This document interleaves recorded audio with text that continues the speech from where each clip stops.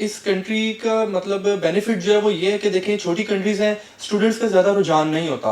इसी वजह से जो है वो यहाँ पर कंपटीशन भी उन्होंने ज्यादा जो है वो नहीं रखा हुआ। ये छोटी कंट्रीज हैं बट ये इस वक्त ऐसी हाईली डेवलप्ड कंट्री हो गई है और इनकी ऐसी फास्ट ग्रोइंग इकोनॉमी बन चुकी हुई है कि आप बिलीव नहीं कर सकते। कोर्सेज की भी बात करूं तो यहाँ पर लिथुआनिया के अंदर जो है वो 600 प्लस कोर्सेज है इंग्लिश प्रोग्राम्स, जबकि लैटविया में जो है वो 200 प्लस है। फिर फॉरेन जो है आप वहां जाकर जो है वो कभी भी मूव ना करें। क्यों? इस तरह आपकी कंट्री की और आपकी जो है ना उस कंट्री की नजर के अंदर बैड इमेज बना। अभी आगे आगे रिस्ट्रिक्शंस ही लग रही हैं। पहले जितना आसान था अब उतना आसान नहीं रहा। बिल्कुल ऐसे ही। अब बहुत कम आपके पास ऑप्शंस रह गए हैं जो भी पाकिस्तान से मूव करना चाहते हैं। आपको 60% जो है वो मार्क्स रिक्वायर्ड होता है। इवन कि यहाँ की जो कोई प्राइवेट यूनिवर्सिटीज हैं वो आपको 45-50% पे भी एडमिशन दे देते हैं। हेलो अस्सलाम वालेकुम व्यूअर्स, आपको वेलकम करते हैं एक और फ्रेश वीडियो के साथ। आज जो हमारी वीडियो वो आपने वीडियो के टाइटल से देख लिया, हम आज एक और कंपैरिजन वीडियो बनाने वाले हैं दो कंट्रीज़ को लेकर, जो कि लैटविया और लिथुआनिया होने वाली है। इससे पहले भी हमने कंपैरिजन वीडियो बनाए थे डिफरेंट कंट्रीज़ को लेकर, जिसमें आपका काफ़ी अच्छा रिस्पांस था। तो हमारी कोशिश ये होती है कि हम इस तरह की जो कंट्रीज़ हैं जो एक जैसी हैं और स्टूडेंट को कन्फ्यूजन होती है कि इन दोनों में से किसको सिलेक्ट करना चाहिए, उस पर जो है कवर करें उसको और आपको बताने की कोशिश करें कि इन दोनों कंट्रीज़ में आपको क्या फ़ायदे होने वाले हैं, मोरओवर आपको इसके अंदर क्या क्या चैलेंजेस भी फेस करने पड़ सकते हैं। तो आज की हमारी वीडियो के अंदर हम डिस्कस करेंगे क्वालिटी ऑफ लाइफ को लेकर, हम बात करेंगे अवेलेबल प्रोग्राम्स के बारे में, कौन कौन सी इंटेक्स अवेलेबल है इनके ऊपर भी डिस्कस करेंगे, आपका बजट कितना होना चाहिए अगर आप इन दोनों में किसी एक कंट्री में जाना चाह रहे हैं, मोरओवर स्टूडेंट को वहाँ पे जॉब्स की क्या अपॉर्चुनिटीज़ हैं और स्टडी कंप्लीट होने के बाद क्या क्या पॉसिबिलिटीज़ हैं, जिससे आपको ये डिसाइड करना आसान होगा कि इन दोनों कंट्रीज़ में से आपने कौन सी कंट्री सेलेक्ट करनी है। तो चलिए वीडियो को शुरू करते हैं। तो जी हम इसला हमारे साथ मौजूद हैं। सर कैसे हैं? अल्हम्दुलिल्लाह, आप खैरियत से? अल्लाह का शुक्र। सर आप मुझे बताएंगे आज आप किस कंट्री के साइड में? सर मैं तो खैर दोनों कंट्रीज की साइड पे ही हूँ, क्योंकि दोनों कंट्रीज ऐसी हैं जहाँ आप मिनिमम रिक्वायरमेंट्स के साथ और लो बजट के साथ जा सकते हैं। फिर दूसरी बात यह है कि इन दोनों कंट्रीज को ट्विन कंट्रीज भी कहते हैं, क्योंकि मोस्टली जितनी भी मतलब लाइक ट्यूशन फीसिस हैं, कॉस्ट ऑफ लिविंग है, जॉब अपॉर्चुनिटीज हैं, वो तकरीबन जो है वो दोनों कंट्रीज की जो है वो सिमिलर है। ट्विन कंट्रीज इनको इस वजह से भी कहते हैं क्योंकि मतलब हर चीज जो है वो एक जैसी है यहाँ पर। इसके अलावा ये यूरोपियन कंट्रीज हैं, शेंजन जोन की कंट्रीज हैं और एज यूजुअल आपको यहाँ पर जो है वो शेंजन वीजा मिलता है और आप अदर जो मतलब 29 कंट्रीज है I think so Schengen zone की, आप वो वीजा फ्री ट्रैवल कर सकते हैं without any documentation and restrictions. इसके अलावा ये कंट्रीज जो हैं ये बाल्टिक रीजन की कंट्रीज हैं। ये 3 कंट्रीज आती हैं जिनमें लिथुआनिया, लैटविया और इस्टोनिया शामिल है। ये तीनों कंट्रीज जो है वो बाल्टिक रीजन की है, बट हमारा जो कंपैरिजन है वो 2 कंट्रीज पे है, लिथुआनिया और लैटविया पे। तो दोनों कंट्रीज जो है मतलब यानी देखें, अगर आप ट्यूशन फीस जो है वो आपको बहुत कम मिलती है, यहाँ पे ग्रोसरीज बहुत सस्ती हैं, मतलब यानी बहुत ज्यादा एक्सपेंडिचर्स नहीं है। ठीक है, क्योंकि बड़ी कंट्रीज नहीं है, कंपैरेटिवली छोटी कंट्रीज हैं। अगर आप फ्रांस को देख लें, जर्मनी को देख लें, नेदरलैंड्स को देख लें, बेल्जियम, ये बड़ी कंट्रीज है। इसके अलावा सर इस कंट्री का मतलब बेनिफिट जो है वो ये है कि देखें छोटी कंट्रीज हैं, स्टूडेंट्स का ज्यादा रुझान नहीं होता। इसी वजह से जो है वो यहाँ पर कंपटीशन भी उन्होंने ज्यादा जो है वो नहीं रखा हुआ। क्यों? क्योंकि उनकी अपनी कोशिश है कि वो बहुत ज्यादा जो है वो फॉरेनर इंटरनेशनल स्टूडेंट्स को लेके आए यहाँ पे, उनको अपॉर्चुनिटीज दें स्टडीज की, वर्क की। तो बट हमारे स्टूडेंट्स जो हैं वो ज्यादातर जो है ये बड़ी बड़ी कंट्रीज की तरफ देखते हैं, बट इन कंट्रीज की तरफ ध्यान नहीं देते। हालांकि ये ऐसी कंट्रीज है कि मैं खुद भी अगर अपने स्टूडेंट स्टेज पे होता ना तो शायद मैं भी स्टार्टअप जो है ना वो इन कंट्रीज से लेता, क्योंकि ये ऐसी कंट्रीज होती हैं जहाँ की एक तो वीजा रेशियो आपको जो है वो 100% मिलती है। उसके अलावा यहाँ की जो यूनिवर्सिटीज है उनके एक्सेप्टेंस रेट बहुत अच्छे हैं। आपको मतलब ये कह लें कि 15 to within 1 month मैक्सिमम जो है आपको एडमिशन मिल जाता है। जी हाँ बिल्कुल, इस तरह की जो कंट्रीज हैं बड़ी, आप समझ लें कि गोल्ड माइन है पाकिस्तानी स्टूडेंट्स के लिए। अभी तो आके फिर भी थोड़ा सा मुश्किल हो गया। अगर आप 2-3 साल पहले देखें तो बिल्कुल भी इन कंट्रीज को कोई नहीं जानता था। सर मैं आपको ये सॉरी आपकी बात काट रहा हूँ यहाँ पे कि मुझे खुद, मैं किसी की क्या बात करूं, स्टूडेंट्स को तो मेरे हिसाब से ऑलमोस्ट ऐसे स्टूडेंट्स होंगे जिनको अभी भी इस कंट्रीज के नाम नहीं पता होगा। उनको इवन कि ये भी नहीं पता होगा कि ये कंट्रीज जो हैं ये लोकेटेड कहाँ पर हैं। मुझे खुद नहीं पता था। बट ये कि मैंने जब रिसर्च की इस मतलब यानी डिपार्टमेंट में, इस मतलब कह लें कि सेक्टर में आके जब मैंने ये चीजें सर्च करना खुद शुरू की अपने बिहाफ पे कि मुझे भी जरा इसके बारे में नॉलेज पता लगे, क्योंकि मैंने आपको पहले भी बताया कि मैं खुद कोशिश कर रहा हूँ कि पाकिस्तान से किसी तरह जिंदा भाग जाए। तो इस वजह से जब मैंने मतलब खुद कोशिश की, मुझे खुद पता चला कि ये ऐसी कंट्रीज हैं, इनको जो है वो मतलब फर्स्ट प्रायोरिटी पे रखना चाहिए। बिल्कुल, ये कंपैरेटिवली छोटी कंट्रीज होती हैं जिनके अंदर अपॉर्चुनिटीज आपको ज़्यादा मिलती हैं।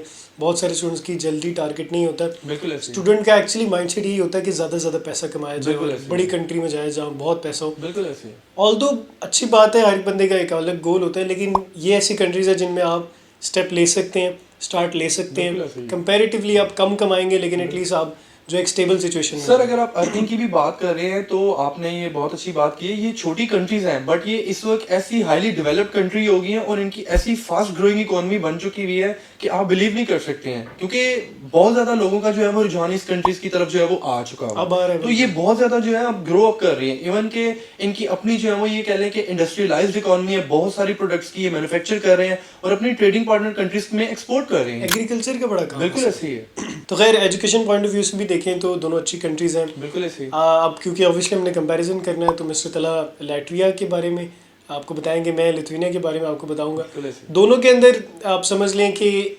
कंपैरेटिवली एक जैसी Similar है यूनिवर्सिटीज तकरीबन हैं, एक अच्छी रैंकिंग यूनिवर्सिटीज़ हैं, ठीक है। आपको इसके अंदर विलियम्स यूनिवर्सिटी मिल जाती है, एक दो और इस तरह की यूनिवर्सिटीज़ हमने इसके ऊपर डिटेल वीडियोस भी बनाई हुई हैं। बिल्कुल ऐसे ही। तो रैंकिंग वाइज अगर देखा जाए तो थोड़ा सा फ़र्क लिथुआनिया के अंदर बिल्कुल ये है ऐसे कि लिथुआनिया में थोड़ी सी यूनिवर्सिटीज़ बेटर रैंकिंग की, बिल्कुल ज्यादा यूनिवर्सिटीज हैं। हाँ ज़्यादा यूनिवर्सिटीज़ हैं। लैटविया में ऐसे थोड़ी ही, कम कम है। है, लैटविया में 19-20 है, लिथुआनिया में आप समझ लें 30 यूनिवर्सिटीज़ होंगी। इवन कि सर अगर मैं कोर्सेज की भी बात करूं तो यहाँ पर लिथुआनिया के अंदर जो है वो 600 प्लस कोर्सेज हैं इंग्लिश प्रोग्राम्स, ऐसे। जबकि लैटविया में जो है वो 200 प्लस हैं।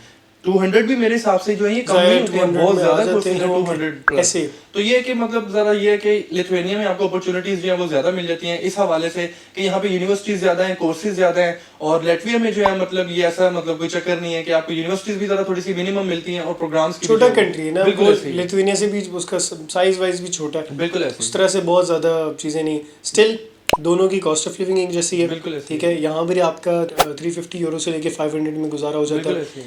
वहाँ पे भी ऐसे ही है, 350 से लेके 500 यूरोज में आपका गुजारा हो सकता है, बिल्कुल ऐसे ही। ठीक है। स्टूडेंट का पहला क्वेश्चन ये होता है कि जी बजट कितना आ सकता है रफली, तो थोड़ा सा फीस का बता दें कि लिथुआनिया में और लैटविया में फीस का क्या फ़र्क है। सर फीस की अगर मैं बात करूं यहाँ पर तो जो लिथुआनिया में फीस रेंज करती है फॉर बैचलर्स वो 1000 यूरो से स्टार्ट होकर 5000 यूरो पर ईयर तक की जाती है। इसी तरह अगर मैं बात करूं मास्टर्स की वो 2000 यूरो से स्टार्ट होकर 6000 7000 यूरो पर ईयर तक जाती है। बट यही जो फीस है आपकी जो पीएचडी प्रोग्राम्स की होती है वो 7000 से स्टार्ट होकर 8000 8500 यूरो पर ईयर तक जो है वो रेंज करती है। मतलब देखें आपकी बहुत ज्यादा फीस भी नहीं है कि आपको साल की जो है ये फीस मिल रही है, ठीक है। तो इसी तरह लैटविया की अगर मैं ट्यूशन फीस की बात करूं तो वो for bachelors and for masters जो है वो 1500 यूरो से स्टार्ट होके 8000 यूरो पर ईयर तक जो है वो रेंज करती है। अब देखें कितनी सिमिलर फीस है, बिल्कुल वहां ऐसे। पे बैचलर्स की भी और मास्टर्स की भी 1000 से स्टार्ट होके जो है वो तकरीबन 5000 यूरो, वहां पे मास्टर्स की जो है वो 2000 यूरो से स्टार्ट होके 7000 यूरो 6000 यूरो तक जो है वो रेंज करी है। तो यहाँ पे भी जो बैचलर्स मास्टर की फीस है वो 1500 यूरो से स्टार्ट होके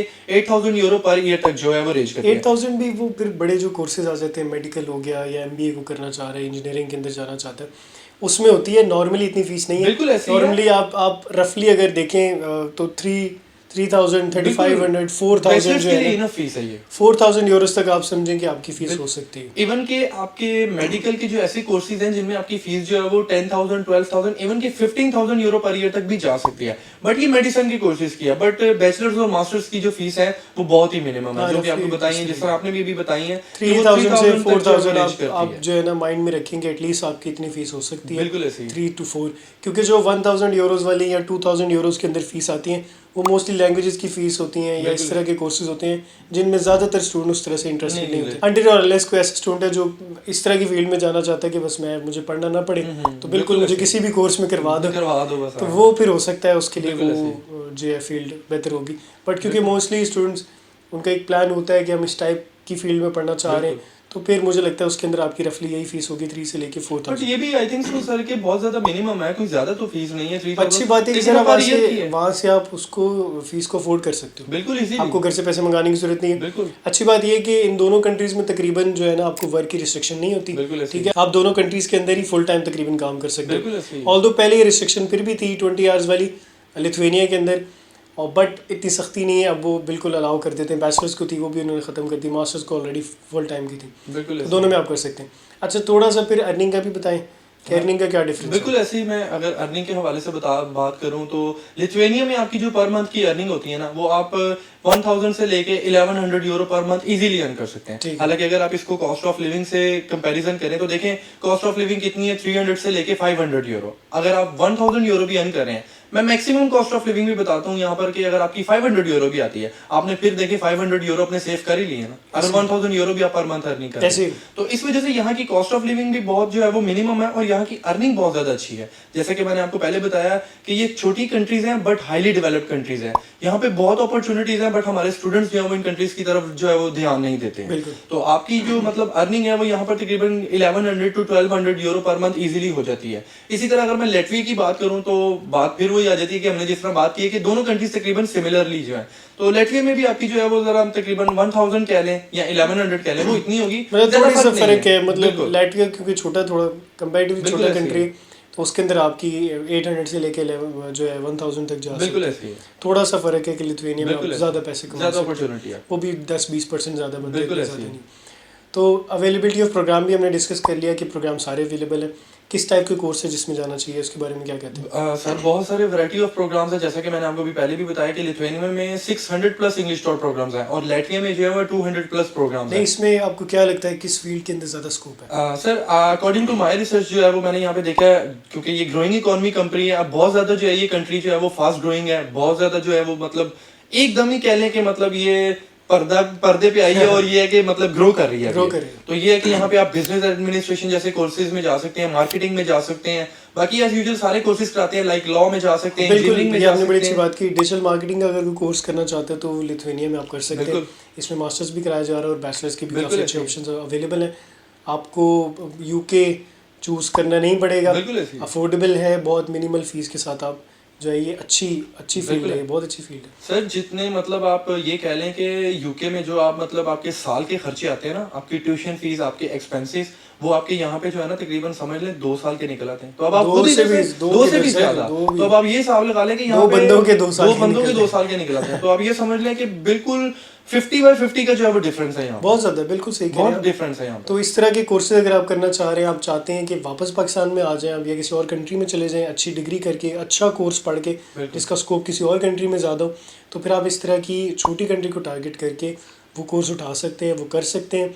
बाद में आप जिस मर्जी कंट्री में मूव कर जाए वो आपके ऊपर होता है। बिल्कुल ऐसे। बहुत सारे पाकिस्तानी स्टूडेंट्स यहाँ पहले ही मूव कर जाते हैं इन कंट्रीज में। आपने ये बहुत अच्छा पॉइंट पकड़ा है कि ये स्टूडेंट्स जो है मूव कर जाते हैं, अक्सर उनका प्लान ही होता है बड़ी कंट्रीज, बट ये सर गलत तरीका है। वो किस लिहाज से गलत तरीका है? देखें, आप जा तो यूरोप ही रहे हैं, आप यूरोपियन कंट्री में जा रहे हैं, शेंजन जोन की कंट्री में जा रहे हैं, जब आप वहां पर चले गए तो आपके पास तो अपॉर्चुनिटी है, आप जब चाहे मूव कर लें, लेकिन फिल फौरन जो है आप वहां जाकर जो है वो कभी भी मूव ना करें। क्यों? इस तरह आपकी कंट्री की और आपकी जो है ना उस कंट्री की नजर के अंदर बैड इमेज बनती है, फिर आने वाले जो स्टूडेंट्स होते हैं इन फ्यूचर उनके लिए बड़ी परेशानियां बनती है। एक्सेप्टेंस रेशियो फर्क पड़ता है, बहुत फर्क पड़ता है, क्योंकि वो ये सोचते हैं कि यार यहाँ पे स्टूडेंट पढ़ने आया, आता है यहाँ पे पढ़ने के लिए, आते साथ ही फौरन वो भाग भी जाता है यहाँ से। अब कई स्टूडेंट्स ऐसे होते हैं जो जाते स्टडीज पे हैं, लेकिन जाते साथ ही उस कंट्री में या तो काम में घुस जाएंगे या किसी दूसरी कंट्री में मूव। वैसे इसमें देखिए कोई बुराई नहीं है उस तरह से, लेकिन एटलीस्ट आप अपनी स्टडीज कंप्लीट कर लें, फिर जिधर मर्जी जाए। लेकिन ये पीएसडब्ल्यू में आपको टाइम मिल रहा है ना, बिल्कुल ऐसे आप फिर उसके बाद किसी और कंट्री मूव कर जाए, कोई इशू नहीं है, पूरा यूरोप आपके सामने। बट सर स्टूडेंट्स को यहाँ पर ये तो चीज जरूर चाहिए ना कि मतलब कम से कम जिस कंट्री में आप जा रहे हैं, कम से कम आप वहाँ पे थोड़ा देर स्टे तो करें ना, कम से कम उनकी गवर्नमेंट की, आपकी अपनी यूनिवर्सिटीज की नजर में टाइम पूरा करें, अपनी क्लास पूरी करें, जो भी आप पढ़ने गए हैं कोर्स वगैरह पूरा करें, उसके बाद चाहे मूव करें। क्योंकि इसी बिहाफ पे जो है मतलब स्टडीज के हवाले से और टूरिस्ट वीजा पे भी जो है वो बहुत ज्यादा रिस्ट्रिक्शंस लग सकती हैं, क्योंकि सर अभी लग ही नहीं है,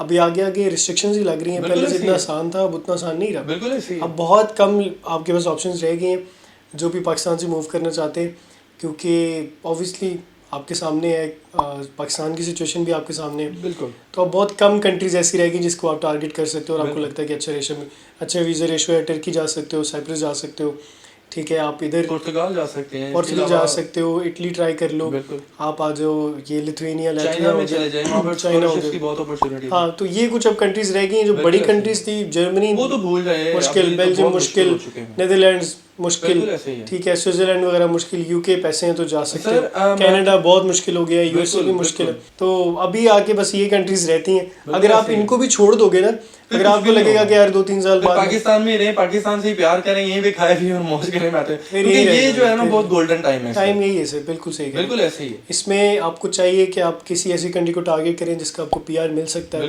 ताकि आप नेक्स्ट जनरेशन के लिए आसानी बना सकें। अगर आप खुद थोड़े से मुश्किल में पड़ जाते हैं कि यार मैं 4 साल एक कंट्री में रहूँगा मुझे वहाँ की लैंग्वेज नहीं आती, आपको कंट्री नहीं पसंद, बिल्कुल ऐसे ही। इट्स ऑल राइट, आपको करना पड़ेगा बिल्कुल ऐसे। ताकि आप एटलीस्ट एक पीआर ले लें, उसके बाद सिटीजनशिप की तरफ चले जाएं, आपके लिए पूरी फैमिली के लिए आसानी हो जाए। बिल्कुल ऐसे। नहीं तो लैंग्वेज का भी sir I don't think so कि ये इतना कोई ज्यादा इशू है कि लैंग्वेज नहीं आती है। आ जाती है आप लैंग्वेज, सीख बंदा ही जाते बोल हैं, लेता कोई है, मुश्किल नहीं बिल्कुल है। बोल लेता आपको है। बेसिक्स आ जाती हैं, फिर आपको वही समझ लें कि आपकी मतलब जुबान पे ऐसे वो लैंग्वेज चढ़ जाती है, सर आपका अपनी ऑब्वियसली ऐसे लैंग्वेज है, बोलने का दिल नहीं करता। ऐसे ही है। तो इसके अलावा सर हमारे जो स्टूडेंट्स हैं ना, इनकी अब ये एक दौड़ में लग गए हैं, बिल्कुल ऐसे ठीक ही। है, बहुत स्पीड कर रहे हैं, बिल्कुल अभी ऐसे। लोगों में उस तरह से ठहराव नहीं है, बिल्कुल ठीक है, वो चाहते हैं कि बस वीज़ा प्रोसेस भी जल्दी हो जाए, एडमिशन भी जल्दी मिल जाए, बस जल्दी चले जाए, ऐसी पॉसिबल नहीं है। सर असल में अच्छा बहुत सारे स्टूडेंट्स के जेहन में ये चल रहा होता है कि हम जिस कंसल्टेंट से जो है वो अपना प्रोसेस करवा रहे हैं, वीजा भी उसने ही देना है, उन्होंने वीजा को ठप्पे नहीं लगाने हैं, वीजा आपको एम्बेसी ही नहीं देना है, बट आप अपनी प्रोफाइल ऐसे रेडी करें कि मतलब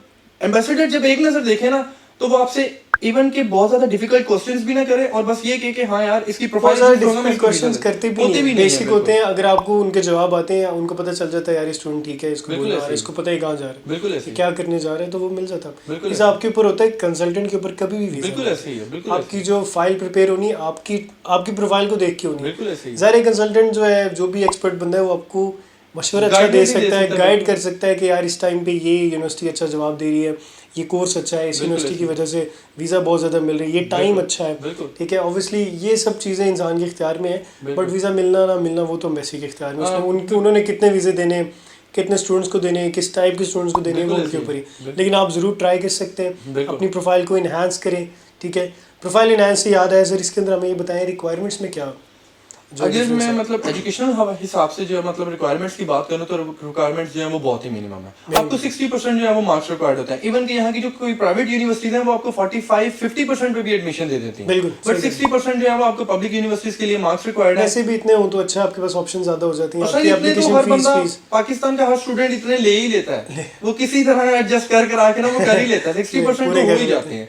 तो ये है कि मतलब 60% जो है वो मार्क्स की रिक्वायरमेंट है पब्लिक यूनिवर्सिटीज के लिए, और प्राइवेट के लिए जो मैंने आपको बताया कि 45-50% पे भी मिल जाता है। इसके अलावा आइट्स जो है वो यहाँ पर वैसे ही ऑप्शनल है, आप अपने इंग्लिश प्रोफिशिएंसी सर्टिफिकेट की बेस पे भी अप्लाई कर सकते हैं। लेकिन कुछ कोर्सेज में है यूनिवर्सिटीज जो टॉप रैंक, बट वो भी मिनिमम है सर, उसके अंदर वहाँ 4.5 भी है कुछ में मैंने देखा। बिल्कुल ऐसे ही है, 4.5 वाला के कोई लेवल ही नहीं है, लेवल ही कोई, मैं कहता हूँ लेवल ही कोई नहीं, वाकई सही कह रहे हैं आप। तो इधर से स्टार्ट हो गया वो 6 बैंड 6.5 बैंड तक है, और इस तरह ही अगर आपने मतलब आइट्स नहीं किया हुआ, आपने टॉफल किया हुआ है तो टॉफल भी जो है वो 500-550 जो है वो स्कोर्स के साथ रिक्वायर्ड है। पीटी एक्सेप्टेबल है सर, उसके अलावा और कितने जो एग्जाम्स है वो एक्सेप्टेबल है। तो रफली आपको वैसे तो जरूरत उस तरह से नहीं पड़ती, अगर आप किसी नॉर्मल कोर्स में जा रहे हैं, नॉर्मल सी यूनिवर्सिटी को टारगेट कर रहे हैं, फिर इतनी जरूरत नहीं। अगर आप चाहते हैं किसी हाई एंड कोर्स भी अच्छा हो, यूनिवर्सिटी भी हाई रैंकिंग हो, तो थोड़ा सा ऑब्वियसली आपको प्रोफाइल इनहांस करनी पड़ेगी, और अच्छी बात है, करनी चाहिए।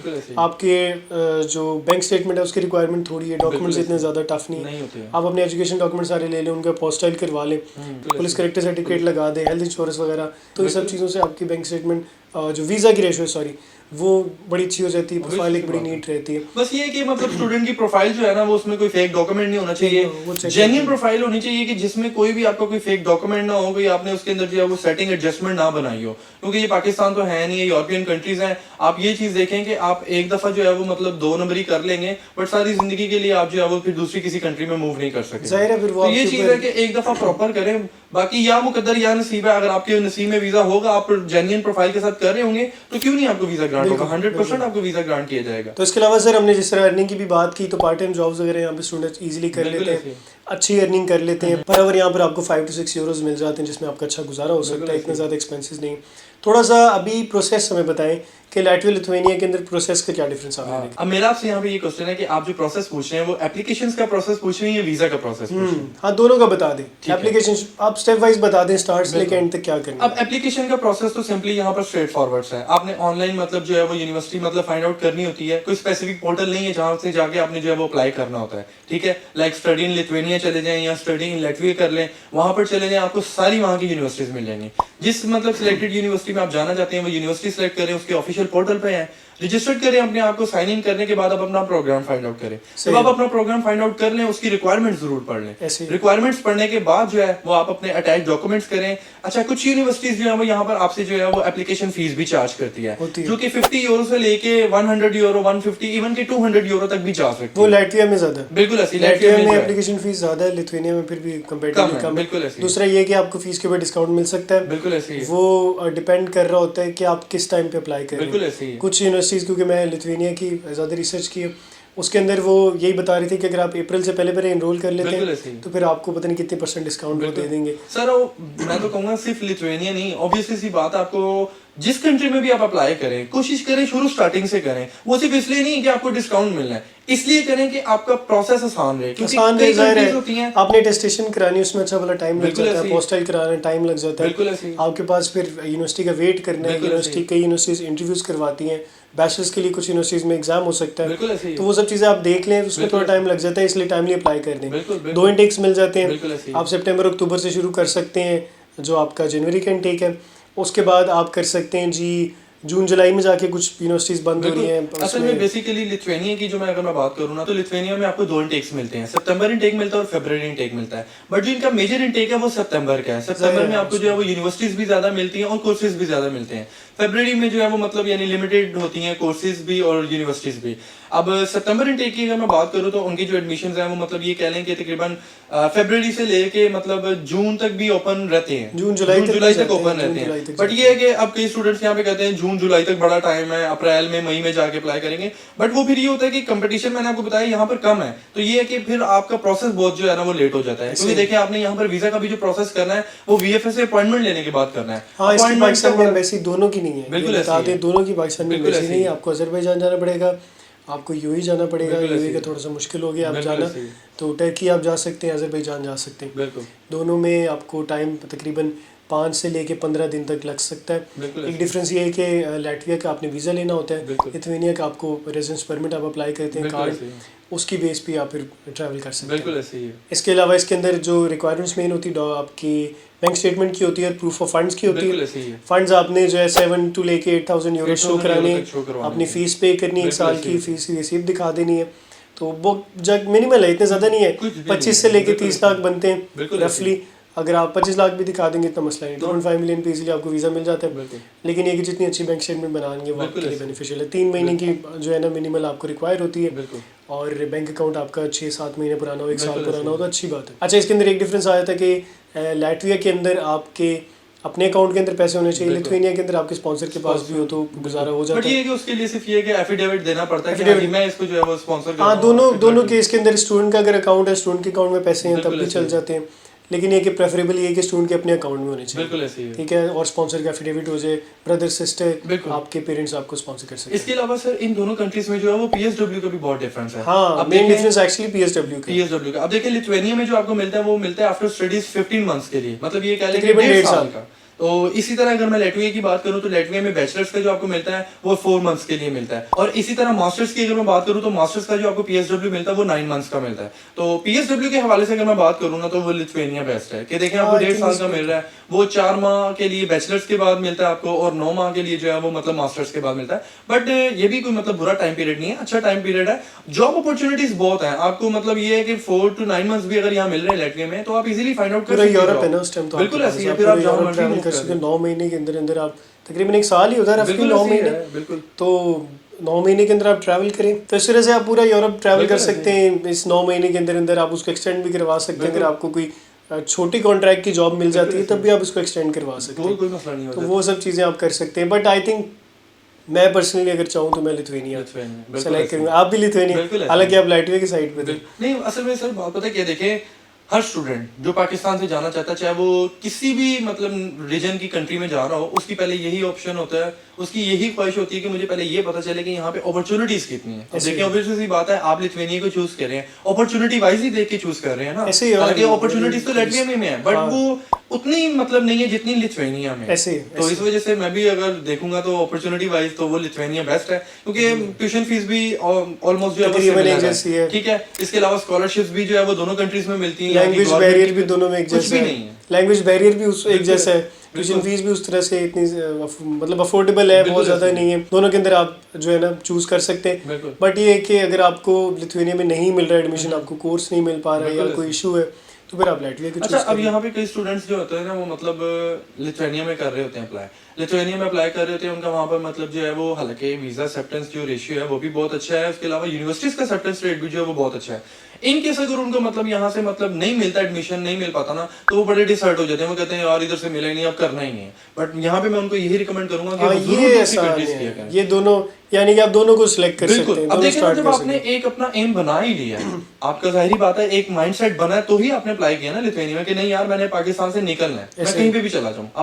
आपने लिथुआनिया में अपना प्रोसेस स्टार्ट किया, आपको इनकेस लिथुआनिया की तरफ से वीजा की रिजेक्शन तो नहीं आती है अगर आपकी प्रोफाइल जेन्युइन हो तो, इनकेस अगर आपको यूनिवर्सिटी की तरफ से आती, यूनिवर्सिटी की तरफ से भी नहीं है। हाँ। बट मैं ये जनरली बात कर रहा हूँ कि कई स्टूडेंट्स जो होते हैं ना वो बड़े डिसहर्ट हो जाते हैं कि नहीं यार यहाँ से रिजेक्शन मिल गया, अब दूसरा करना ही नहीं ये कहीं कि अप्लाई दूसरा पाकिस्तान में ये रहना कि है। एक और रीज़न ये है कि पाकिस्तान में एम्बेसी नहीं है ना, बिल्कुल ऐसी तो है। फिर वो ऑलरेडी अगर रिजेक्शन कहीं से आ जाए, वो कहते हैं यार पाकिस्तान में एम्बेसी भी नहीं है, फिर जाना पड़ेगा, इससे अच्छा हम करते हैं। अच्छा, ये बिल्कुल आपने बहुत अच्छी बात की है। कई स्टूडेंट्स जो है ना वो इस पॉइंट को भी पकड़ लेते हैं कि यार इसकी एम्बेसी नहीं है, हमें वहां जाना पड़ेगा, ये है वो है। तो जिनकी है उनकी वीजा रेशियो अच्छी नहीं है। आप फिर ये भी तो चीज देखें ना, बिल्कुल आप सही कह रहे हैं कि उनकी इनकी वीजा रेशियो है। अच्छी नहीं है, इनकी वीजा रेशियो अच्छी है। आपको एक दफा जाना पड़ना है, ठीक है, आपने हाँ, एक वो दफा जाना, खर्चा आपको वीजा करना लग गया, पड़ेगा। उसके बाद आपकी बल्ले बल्ले सारा यूरोप आप पूरा घूम लें। आप ये चीज देखें, आपके लिए अपॉर्चुनिटीज वहां पे इतनी है, बिल्कुल। एक दफा तो जाना पड़ना है। और ये कैसी बात है कि जब आप किसी दूसरी कंट्री में जा रहे हैं उस एम्बेसी के लिए, तो आपको उस कंट्री में, जिस कंट्री में जाके आपने एम्बेसी में वीजा फाइल करना होता है, उसका भी वीजा इजीली मिल जाता है, हाँ, क्योंकि मिल उनको जाता है, पता है उनके कि ये पास reason- VFS से अपॉइंटमेंट लेने के बाद जो है वो वहां जा रहे हैं अपने वीजा प्रोसेस के लिए। सारे रीजन एक आपके पास जेन्युइन बिल्कुल। होती है ना कि मैं मेरा ये प्लान है, मैंने जाके वीजा बिल्कुल सबमिट ऐसी करना है। है, आपके पास सारे डॉक्यूमेंट्स होते हैं, तो फिर इजीली वीजा कई स्टूडेंट्स यहाँ पे ये भी सोचते हैं कि नहीं पता नहीं अपॉइंटमेंट मिलेगी कि नहीं मिलेगी, बड़ी इजीली अपॉइंटमेंट मिल जाती मिल है। जाती है। लैटविया की थोड़ी सी मुश्किल है, बिल्कुल ऐसी है, कंपैरेटिवली थोड़ा सा लिथुआनिया, बट मिल जाती है Easily। इसके अंदर ना, दोनों की दोनों ही मिल जाती है। बिल्कुल। तो ऑब्वियसली ये तो अब स्टूडेंट के ऊपर है, वो किसको चूज़ करेगा और वो क्या करता है स्टूडेंट। हमारी कोशिश ये होती है कि दोनों कंट्रीज़ को डिस्कस किया बिल्कुल जाए, ऐसे ही। दोनों के फ़ायदे भी बताए जाए, मुश्किलात बिल्कुल जो ऐसे। आनी है वो भी बताई जाए। बिल्कुल ऐसे। तो इसके बाद स्टूडेंट के ऊपर अपने बिल्कुल अपने ऊपर है कि वो क्या कंट्री बिल्कुल को ऐसे। सिलेक्ट करना चाह रहा है। बिल्कुल ऐसे। तो आई थिंक आज की हमारी वीडियो यहाँ पर एंड करते हैं। स्टिल बिल्कुल अगर ऐसे। आप लोगों को कोई क्वेश्चन है तो आप कमेंट बॉक्स में ज़रूर मेंशन करें, हम कोशिश करेंगे उसको रिस्पॉन्ड करने की। बिल्कुल। और अगर उसके अंदर कोई ऐसा सवाल होगा जो हमें लगता है कि किसी वीडियो में डिस्कस करना चाहिए, तो नेक्स्ट जब हम वीडियो बनाएंगे उस कंट्री के हवाले से, तो वो भी हम ज़रूर ऐड करेंगे। बट एट द एंड जो है वो मैं यहाँ पर स्टूडेंट्स को यही कहना चाहूंगा कि जरूर अप्लाई करें, लिथुआनिया करें, लैटविया करें, जिस मर्जी कंट्री में करें। बट जो इस वक्त आपके फ्यूचर जो है ना पाकिस्तान में रहते हुए वो टोटली दाव पे लगा हुआ है, ठीक है। जरूर किसी ना किसी कंट्री में अप्लाई करें और पाकिस्तान से जाएं। पाकिस्तान में कुछ भी नहीं रखा हुआ, मैं आपको इसलिए नहीं भेज रहा कि आप यहाँ से बिल्कुल ही चले जाएं, आपकी होम कंट्री है, आप जरूर अपनी कंट्री में कंट्री को आपके सर्व करें आप। बट पाकिस्तान से फिलहाल जो है वो स्टडीज के हवाले से जो है ना वो आप किसी दूसरी कंट्री में मूव करें, ताकि होम कंट्री में आके आपकी डिग्री की वैल्यू हो, आप यहाँ पे अपनी होम कंट्री को जो है वो सर्व करें। तो इस तरह के कंटेंट्स अगर आपको अच्छे लगते हैं तो आप हमें जरूर कमेंट सेक्शन में बताया करें, और फर्दर भी आप हमें खुद गाइडेंस दिया करें कि हम किन टॉपिक्स पे बात करें। इसके अलावा अगर आपने हमारा यूट्यूब चैनल सब्सक्राइब नहीं किया तो सब्सक्राइब करें, साथ बेल आइकन को प्रेस करें ताकि हर आने वाली इंफॉर्मेटिव वीडियो आप तक टाइम टू टाइम पहुंच सके। तो मिलते हैं इस तरह की नेक्स्ट इंफॉर्मेटिव वीडियो के साथ, तब तक के लिए हमें दें इजाजत। शुक्रिया, अल्लाह हाफिज।